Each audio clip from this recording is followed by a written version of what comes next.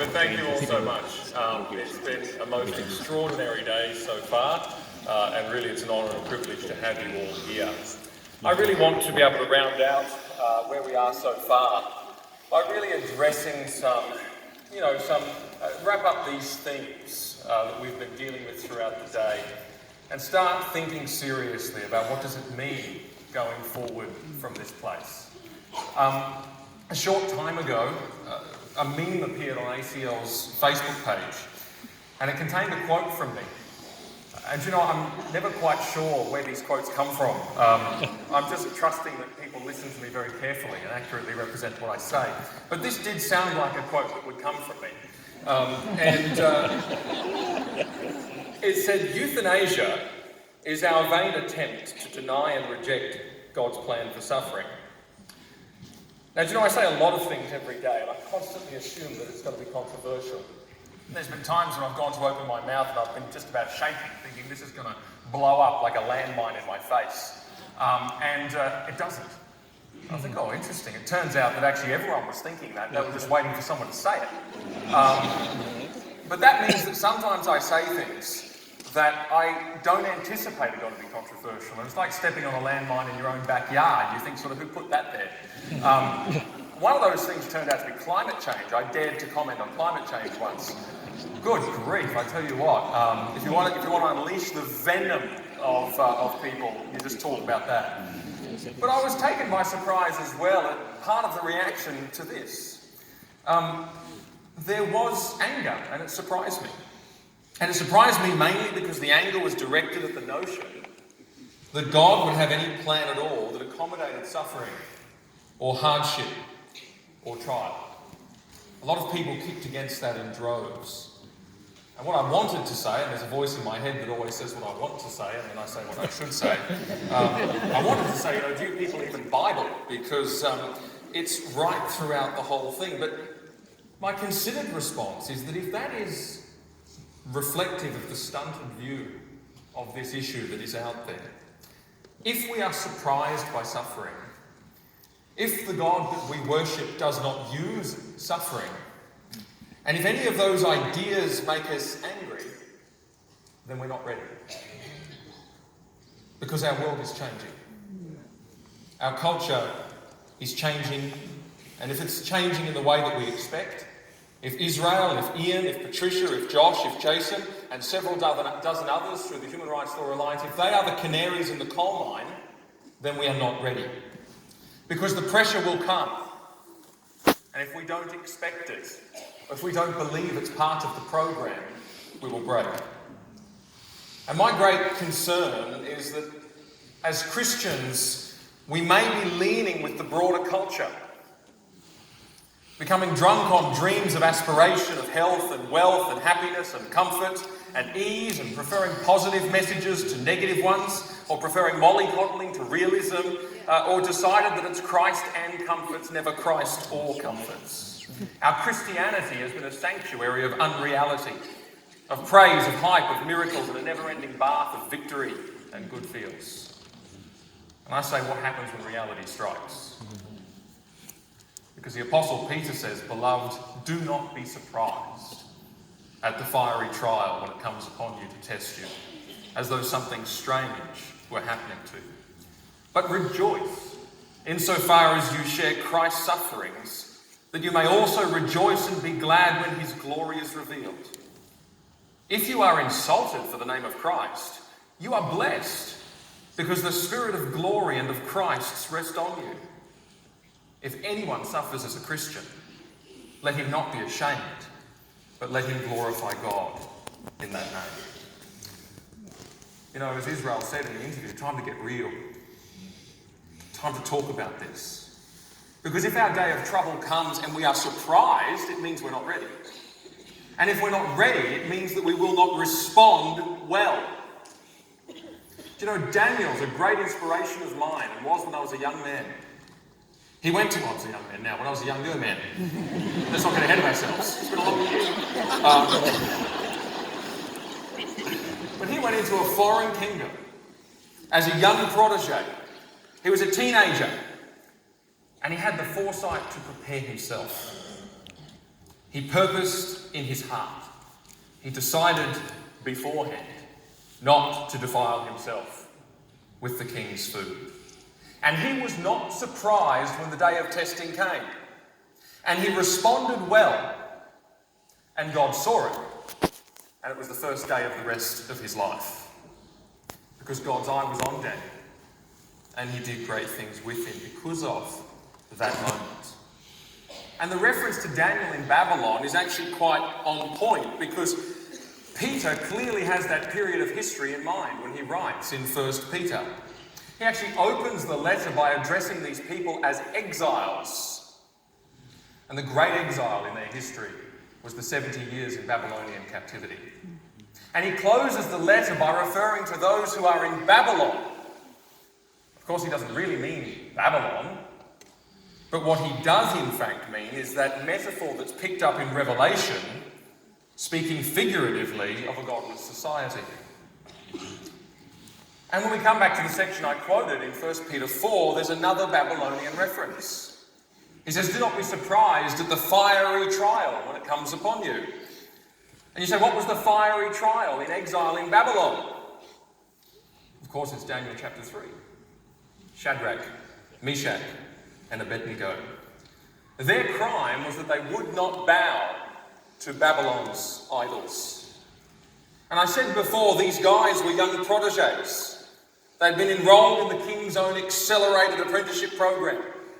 It was the top training college in the kingdom, run out of the king's own palace for the very best and the very finest. And all they have to do is not make a ruckus, not muck it up, and their future is assured. They are the lucky ones. But see, a day comes when they've got to pull that decision out, having purposed in their heart once again, and do right under pressure. And I can hear the voices around them. I can hear the people questioning what they're doing, their countrymen. Good grief, guys, come on. If you keep your head down and you do the right thing today, imagine what you can do for God in the future. When you're someone important, when you've reached the top of the ladder. Don't be stupid. Don't risk it all. Now's not the time. Well, guys, this king is literally insane. He kills people for fun on a dull day. It's politically dumb. There are hills to die on when you can achieve something. And then there's the others. Don't die on those because you'll achieve nothing. You're just going to die. Save your political capital for something better. A better day. Well, there's better ways to do this. You're just going to be divisive. And you're just going to make people upset. And it's just going to cause a whole lot of angst and outrage. Why don't you go down a more winsome route? Why don't you lobby and talk to people in power and have a discussion? Why do you have to go this way? There's a better way. And I think it's incumbent on us who are in careers, in institutions, in professional spheres, to hear this, to get into these stories. How hard it is for us to see out of our circumstances that we're in and rise above the voices in areas. The thing about Israel, when he was speaking, I thought, it's so simple. We make it so complicated. Just to be able to cut through and decide, actually, we need to let go and serve God. How scared do you think they were when they stood up with a multitude of people around them, bowed down with their faces in the ground, and they stood?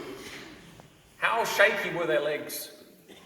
How desperate were they to just at least duck a little bit, just in case? I can tell you, I'm sure they were terrified. I'm sure they were sick with fear, because they were dead men. And the critics would have been muttering with their face in the ground, "Stupid boys, what a waste." So the voice of Jesus calls from Revelation 18, saying, "Fallen, fallen is Babylon the Great. She has become a dwelling place for demons, a haunt for every unclean spirit. Come out of her, my people, lest you take part in her sins. For her sins are heaped high as heaven." Do I think Shadrach, Meshach, and Abednego heard that voice thousands of years early. And they heard it. And they knew the cost of listening to it. And they were not surprised at the fiery trial that came upon them to test them, as though something strange were happening to them. You know, I read that section of Revelation 18 the other day, and it hit me really hard, actually. Because if you read Revelation 18 and you read of Babylon the Great, this metaphor for this godless world, do you know something? The description is of the capitalist West. It sounds exactly like Sydney. I'm not a Marxist or an anti-capitalist or none of those things. But it's just interesting to me that it describes our world. You've got the showrooms for chariots, you know, the Ferrari dealership down the road. You've got the apothecaries and all that, the perfumeries and the beauty shops. It's all listed. And the merchants who are selling and trading. It's our world. And Israel's off the stage now. He's just gone home, actually, because he's got to meet his wife somewhere. But right now he is in a fiery trial because he did not bow to the gods of Babylon. And they are gods called L, G, B, T, and Q.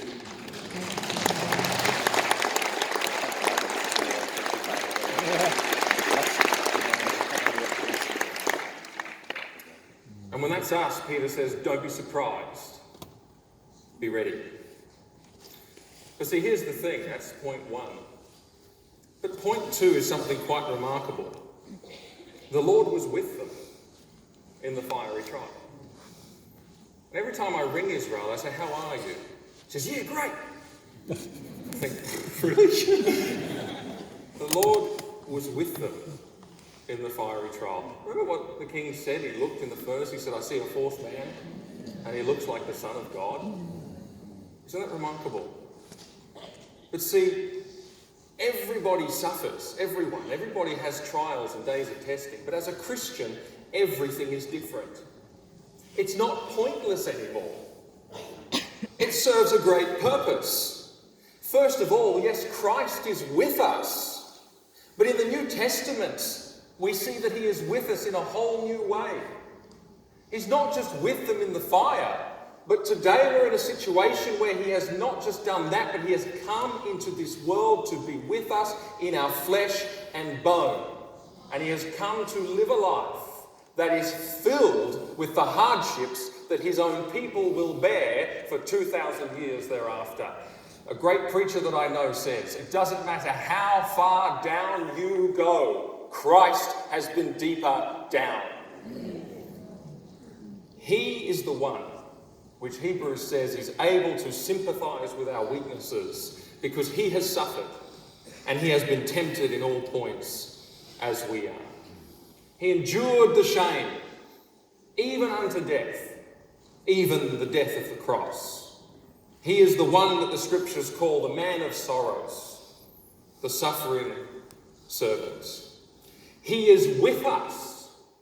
He has come to identify with us. And do you know something? He knows.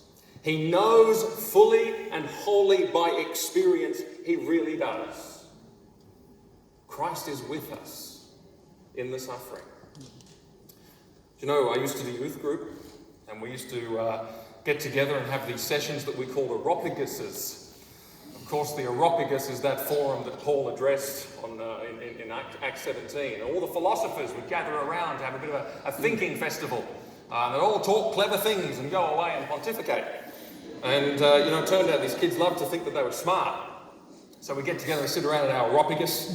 They have time to think of their deepest questions. But this one particular time, I got a word. I thought I'm going to teach a big word today. A word that none of you will know. You're going to be very clever by knowing it. I wrote it down and it was utilitarianism. So who can say this? Utilitarianism. Great. Good job. Now, the philosophy students in the audience are about to consider me very simplistic. These are kids, all right? Just making a point. I said utilitarianism, really at its root, it's the idea that life is all about maximising happiness and minimising sadness. Maximum good feels, minimum sad feels. That's what it's all about. That's life. I said, this term we're going to study the book of Job. And I just want to let you know before we start, God is not a utilitarian. That was a bloke's idea, and now we're all utilitarians, but God has not changed. You see, many of us fall into the pagan notion that God gives ease to the worthy, and he gives good things to those who deserve it. That's what pagan gods do. See, the prize for us is not ease. The prize for us is Christ. And he made Christ perfect through suffering, as the pioneer, the forerunner of our salvation. And we are called to follow in his slipstream. We are called to be like Jesus. We are called to carry his glory and his cross. And in trials, we cling to Christ. In trials, we become more like him. And so those trials are not pointless. They produce the fruits of lasting glory. And this is the great victory. This is a remarkable thing. In exactly the same way as the sufferings of Christ, the rejection of Christ, the persecution of Christ, the way that he was condemned and hated by his contemporaries. They said, give us Barabbas. It reminded me, Israel Folau, he's been drummed out of football with sort of the worst of the worst, but the guy who's in the running to be the Broncos captain is a bloke who broke into a family home and terrorised them, said they were going to kill them all, including the 9-year-old son. And now he's going to be made captain of the Broncos. Give us Barabbas, not this man. You think of all that Jesus went through in his time. And the great victory is that all of that, far from destroying him, actually destroyed the author of those things, Satan himself. And they do a similar work in us. Satan may well array us in attacks. He may launch barrages of venomous persecution. He may lay snares of suffering in our way. And all the while, in Christ, his weapons are being turned on himself. His efforts to bring us down are making us like his own conqueror, Jesus Christ. The fire of persecution is not burning us to a crisp, it's refining gold as fire. The misery that he's hurling at us is producing joy in our lives. Because to be nearer to Christ is to be more filled with joy. That's not something you hype up and pretend, it's something that's real. I used to think that the apostles were half mad. They got imprisoned in jail, and it wouldn't have been a very nice environment. What did they do? Sang hymns all night. What's wrong with them? Is Israel, man? How you doing? Yeah, really good, mate. Great, fantastic. Crazy. No, Jesus makes a promise. He says, blessed are the persecuted for righteousness' sake. And that's just a reality. That's not something we pretend or put on. And we see that in the testimony of the apostles. It's a little bit like the evil supervillain at the end of a video game. The more you shoot it, the stronger it gets. Ever get when I was a kid playing Game Boy and stuff? You'd sometimes get those really hard levels where you get to the end, and this thing, you'd shoot it and get bigger and fatter and start killing you more. Satan's weapons have been turned on himself. Now, we can't be foolish. Satan's very real. He does prowl about like a roaring lion, seeking whom he may devour. But we can rejoice in the absolute knowledge that our sufferings in Christ are not in vain. They serve a purpose. When were the sufferings of Christ first mentioned in Scripture? The answer is Genesis 3:15. When it says to it's said to the serpent, your offspring shall bruise his heel, but he shall crush your head. He will suffer, but he will win the victory. And Paul picks up that very metaphor in Romans 16:20. And he says, the God of peace will soon crush Satan under your feet. Isn't that remarkable that in Christ we are brought into that very same mission, and God uses us to crush Satan through his purposes in the trials that Satan brings against us. I find that to be absolutely astonishing. And it's happening now, and there is coming a day when it will be achieved ultimately And finally, the battle in that respect has actually already been won. We are called to be soldiers for a fight for which the victory is assured. Christ has already won the battle. Who wouldn't go and serve the general who's already won? Easy, right? But so the tools that Satan would use will crush him. And they are crushing him now through us because of what God has done. You share in suffering, says Peter. You also share in glory. Rejoice. Rejoice and be glad. And that is the testimony of the whole New Testament. People rejoicing and being glad, even in the moments of the fiery trial. And it was so interesting to me to see that fiery trial, the direct context of it, is in the very kind of persecution that you experience in this world. If any of you suffers as a Christian, let him not be ashamed, but let him glorify God. And that's significant, isn't it? Because the theme of our conference is not ashamed. And it's easy, actually, to face trials and be ashamed. The voices in this world tell us to be ashamed, don't they? Either you are evil because you're doing and saying these things that are getting a rejection levelled against you, or at least you're stupid. Be ashamed. But of course, there's nothing to be ashamed of, for we belong to Christ. And Paul used exactly that same language for a reason when he addressed the Roman Christians, not ashamed. He said to them, he said, I am not ashamed of the gospel. And I sit there and I think to myself from time to time, well, why did he say it that way? He could have said, I'm glory in the gospel, I love the gospel, I'm proud of the gospel, whatever. He says things like that elsewhere. But he says, no, I'm not ashamed of the gospel. And I think he says it that way for a very specific reason. Because he's writing to people who are in circumstances whereby they face that very temptation, that very difficulty. They're actually in an environment where they could indeed become ashamed. And he wants to tap into that and say, you know what, I am not ashamed. Be not ashamed. And you say, well, what kind of world is he referring to? What is the world that they are living in? What is the world that is telling them to be ashamed?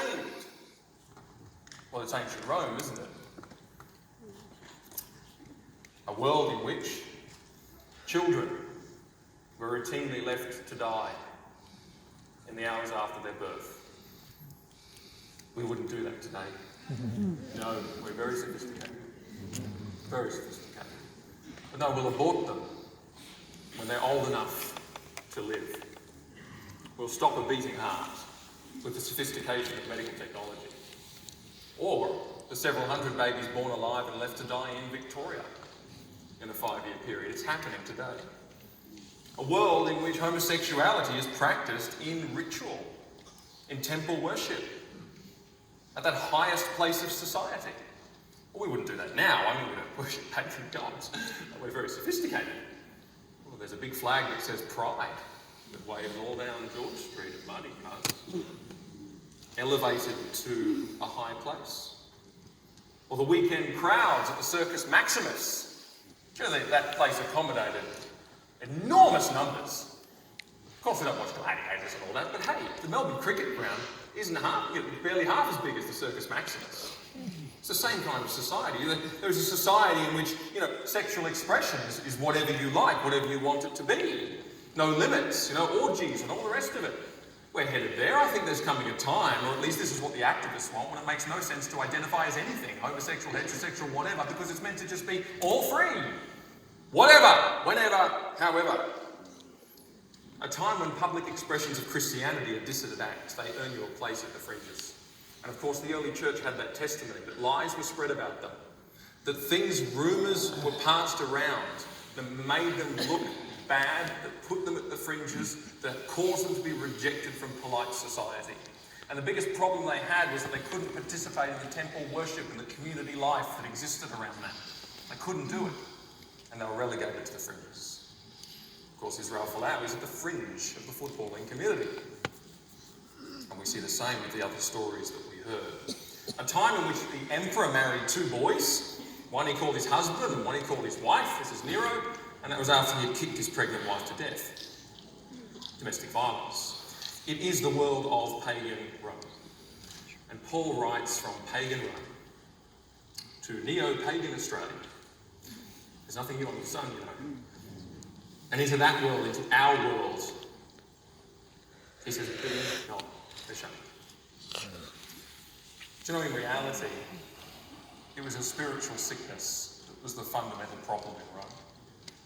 That's how Paul opens up through chapter 1. And you know, he actually talks about it, he diagnoses it. He said, what's really wrong with this culture that actually looks in a primitive way just like ours.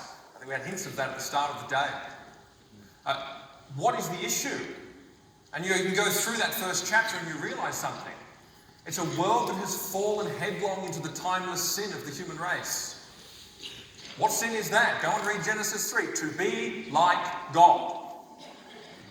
And of course it says in Romans chapter 1 verse 25, they've exchanged the truth about God for the lie, and they've worshipped and served the creature rather than the Creator, who is blessed forever. Do you know something? I don't know if you've picked this up, I'm sure you have. We live in a world, in a time when people have become obsessed with identity. Obsessed. It's a word that is bandied around like crazy. And you say, well, why? Well, do you know, because my identity is who I am. It's my inner self. It's the thing that defines me in my very nature and my being. And therefore it is of huge importance in a world that takes that identity and says it's important and elevates it and says I should serve this, I should worship this, this is how I should live according to that which is found within me. And our children, I'm in that generation, I think it might be changing by the way, but I'm in that generation where from the cradle we were taught messages like this: love yourself, be filled with self-esteem, be true to yourself, follow your dreams, you can be anything, do anything, achieve anything, the only limit is yourself, and that's no limit because yourself is amazing. You know, I always say to people, well, Hitler followed his dreams. I did a great job for a while.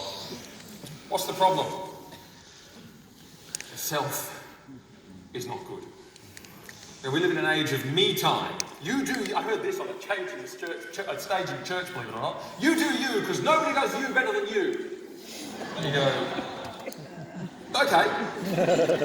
Surround yourself with people who champion you. You've got no time for negative input. Avoid haters who are going to judge you. I mean, how dare you would say something that questions and judges somebody. Good grief. That's wrong. No, affirm. The self is good. Overcome the things that hold you down. And live life full and free. And by the way, you're beautiful. You really are. Just tell yourself that every day, that you're beautiful. I got news, you're probably not.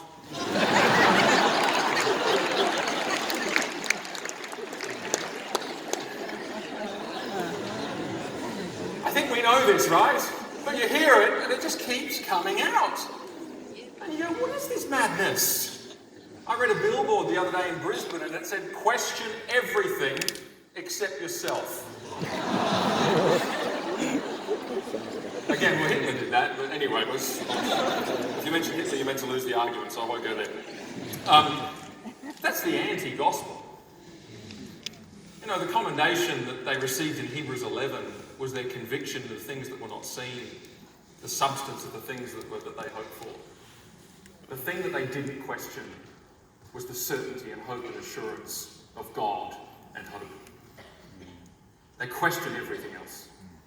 And you know, the greatest crime you can commit in an age like this one, in an age of self-worship, the greatest crime you can commit is to speak the truth. Because the truth affronts us. It threatens us. It asks us to change. It exposes us. And it exposes that within us which is not good. In an age of self-esteem and self-worth and self-love and the selfie, the words of Jesus are totally despicable. Because he says from within, out of the heart of man, come evil thoughts, sexual immorality, theft, murder, adultery, coveting, wickedness, deceit, sensuality, envy, slander, pride, foolishness. All these things come from within. They defile a person. I think we've forgotten that. Do you know Falau's sin was that he questioned identity? The notion. See, I was reading an article after this all went down. And I was reading an article by a guy who would normally be conservative and sympathetic and all the rest of it. And he said what everyone said. He said, well, I support Falau's right to say stuff, but obviously I don't support what he said. And the reason he gave was, he said, well, he said, if those are the entry criteria for hell, he said, I'll see you down there. So clearly this is rubbish. And I went, no, hang on a second, go back. Because you're getting it. And do you see what the offence is? Do you see what the problem is? The notion that I would be judged and found wanting before God. That is, above all things, outrageous. Self-worship. The greatest crime you can commit is to tell the truth that we have fallen short of the glory of God in any way that has teeth or substance. You know, we've gone so far that actually what we've done is Romans 1 tells us that we have usurped God as creator. It's God creator that we're called to worship, and it is that role that we have arrogated to ourselves, though we are creatures. And you say, well, what do you mean? Well, who gets to say, Paul says in that very chapter, what is sexually right and wrong? Does it matter if biology and nature tells you? Creation itself tells you that's not the way it works? No. I'm the creator now. I decide. Does it matter that I'm 6'7" with hairy hands? No, I'm a woman and I'm beautiful and you'll tell me I am. Got to try and find heels that fit. I am the creator now. Who decides what is right and what is wrong? I do what's right for me. Who decides what is good and what is evil? Who decides the moral paradigm? And do you know something? In this world, there's been something happen that is extremely significant. And if we are to understand what we are to do in this world, we must comprehend this. In this world, truth has become irrelevant. It's not actually the case that people say, no, I disagree with you on truth grounds, and they argue out a disagreement. No, no, no. It's not actually the case that people say, well, no, that's your truth and I have my truth. You don't actually hear people say that in conversation, because that's not quite what they believe. What they really believe, and particularly younger people, is simply this: oh, okay, that might be true, but I don't care. I feel, and that's more important. We live in a world now